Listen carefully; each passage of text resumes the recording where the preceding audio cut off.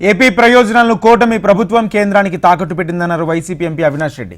16 మంది ఎంపీలు ఉన్న కేంద్ర బడ్జెట్లో రాష్ట్రానికి ఏమీ సాధించలేకపోయారని విమర్శించారు.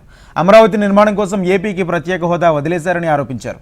కొందరు నాయకులు వెళ్లినంత మాత్రాన ఏమాత్రం నష్టం లేదని, త్వరలో పార్టీ బలోపేతమవుతుందంటూ చెప్తున్న ఎంపీ అవినాష్ రెడ్డితో మా ప్రతినిధి Ramakrishna face to face. Parliament budget సమావేశాలు ముగియబోతున్నాయి. మరి ఇంకొక రోజు సెషన్ ఉంది. మరి ఈ నేపథ్యంలో వైసీపీ ఎంపీలు పార్లమెంట్లో తమ గల వినిపించారు. మనతో ఎంపీ అవినాష్ రెడ్డి ఉన్నారు, ఆయన అడుగుదాం. అవినాష్ రెడ్డి గారు, ఈసారి బడ్జెట్లో మీరు వైసీపీ ఎంపీలు ఏం నినాదం ఇచ్చారు, ఏం రాష్ట్రానికి ఏం కావాలని కోరారు? బడ్జెట్ ప్రవేశపెట్టిన తర్వాత బహుశా లోక్సభలో కావచ్చు, రాజ్యసభలో కావచ్చు, మా ఫ్లోర్ లీడర్లు చాలా స్పష్టంగా రాష్ట్రానికి జరుగుతూ ఉన్న అన్యాయం పైన, రాష్ట్రానికి రావాల్సిన నిధుల పైన ప్రస్ఫుటంగా మరి కేంద్ర ప్రభుత్వం దృష్టికి తీసుకెళ్లడం జరిగింది.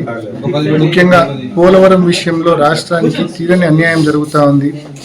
57,000 కోట్ల రూపాయల పోలవరం ప్రాజెక్టు, 45 మీటర్ల 75 అడుగుల పోలవరం ప్రాజెక్టు, అదేవిధంగా 195 టీఎంసీల నీళ్లు ఉండాల్సిన పోలవరం ప్రాజెక్టును పూర్తిగా కుదించి కేవలం 30,000 కోట్ల రూపాయలకు 115 టీఎంసీలకు 41.5 మీటర్ల ఎత్తుకు కుదించి రాష్ట్ర రైతాంగాన్ని, ముఖ్యంగా ఉత్తరాంధ్ర రాయలసీమ రైతాంగాన్ని తీరని ద్రోహం చేస్తూ ఉన్నారు మరి రాష్ట్ర కేంద్ర ప్రభుత్వాలు. ఈ అన్యాయం పైన, రైతులకు జరుగుతా ఉన్న ఈ అన్యాయం పైన మరి కేంద్రం దృష్టికి పార్లమెంట్ ద్వారా తీసుకొని వెళ్ళడం జరిగింది.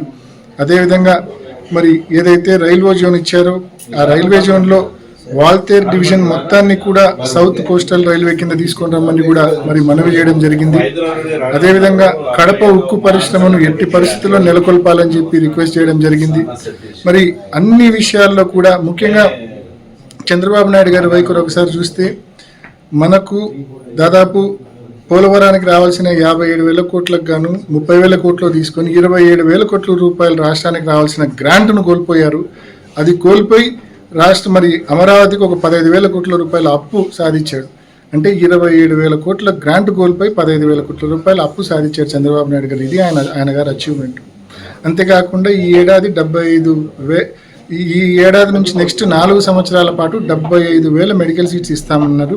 పర్టికులర్గా వచ్చే అకాడమిక్ ఇయర్కు 10,000 మెడికల్ ఎంబీబీఎస్ అడ్మిషన్స్ ఇస్తామన్నారు దేశవ్యాప్తంగా. మేము అడిగాం కేంద్రాన్ని, మరి పార్లమెంట్ సాక్షిగా మరి మా ఫ్లోర్ లీడర్ కేంద్రాన్ని కూడా గట్టిగా అడగడం జరిగింది. స్పష్టంగా మా రాష్ట్రంలో జగన్మోహన్ రెడ్డి గారు 17 మెడికల్ కాలేజీలు మరి నిర్మాణం మొదలు పెట్టడం జరిగింది. అందులో 5 పూర్తయి 5 కాలేజీల్లో మరి ఇప్పటికే పిల్లలు చదువుతున్నారు కూడా. ఆ హాస్పిటల్స్ కూడా ఇప్పుడు ఫంక్షనింగ్లో ఉన్నాయి. మిగతా 12 దాంట్లో మొన్న పులివెందుల మెడికల్ కాలేజీకి దాదాపు 50 సీట్లు మంజూరు చేస్తూ కేంద్ర ప్రభుత్వం మొన్న లాస్ట్ అకాడమిక్ ఇయర్కే శాంక్షన్ ఇచ్చింది. కానీ చంద్రబాబు నాయుడు గారి ప్రభుత్వము మరి ఆ సీట్లు మాకు వద్దు అని చెప్పి తిరిగి వెనక్కి పంపింది.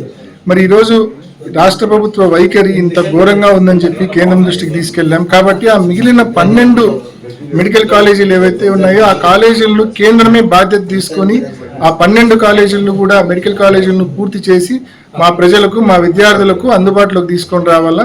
జగన్మోహన్ రెడ్డి గారు ఎంతో ఉన్నతమైన ఆలోచనతో టెరిషరీ కేర్ మన కొత్త రాష్ట్రంలో లేదు, ఇబ్బంది పడతా ఉన్నాం, మనం టెరిషరీ కేర్ లేక పక్క రాష్ట్రాలకు వెళ్లాల్సి వస్తూ ఉందని చెప్పి ఒక ఉన్నతమైన దూరమైన ఆలోచనతో ఆయన 17 మెడికల్ కాలేజీలు నెలకొల్పితే అందులో 5 ప్రారంభిస్తే మిగిలిన 12 కాలేజీలు వెంటనే ప్రారంభిస్తే లాస్ట్ అకాడమిక్ ఇయర్ ప్రారంభిస్తే ఎక్కడ ఆయనకు మంచి పేరు వస్తుందోనని చెప్పి మరి చంద్రబాబు గారి ప్రభుత్వం ఇప్పుడైనా మేల్కొని ఈ అకాడమిక్ ఇయర్లో ఆ 12 కాలేజీలు కూడా ప్రజలకు, మన విద్యార్థులకు అందుబాటులోకి తీసుకొని రావాలని చెప్పి డిమాండ్ చేశాం.